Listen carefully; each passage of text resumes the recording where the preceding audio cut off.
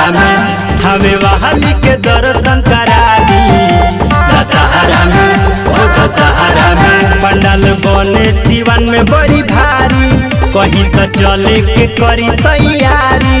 घर रहे मीना रही रउआ बहारा में, हीरो बहारा में सैया छपरा के मेला घुमा दी।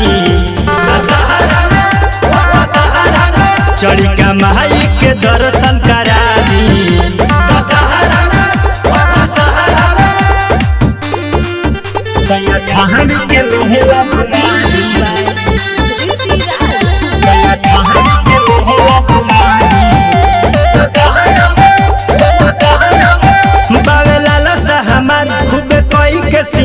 घूमे चलल जाई के साथ जी, जे पूजाई साथ नमी हम बन जाई मम्मी। मंगलवार जाई माई से नव रात में, मंगलवार जाई माई से नव रात में। बावे लाला सा हमार खूबे कोई के सिंगार, घूमे चलल जाई के साथ जी, जे पूजाई साथ नमी हम बन जाई मम्मी। मंगलवार जाई माई से नव रात में, घूमल जाई साथे पूरा रतिया, अपना मेहर के मन लीना बतिया।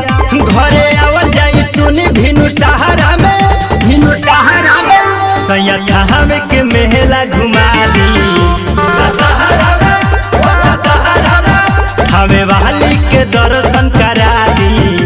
दशहरा में ओ दशहरा में सैया थावे के मेला घुमा दी।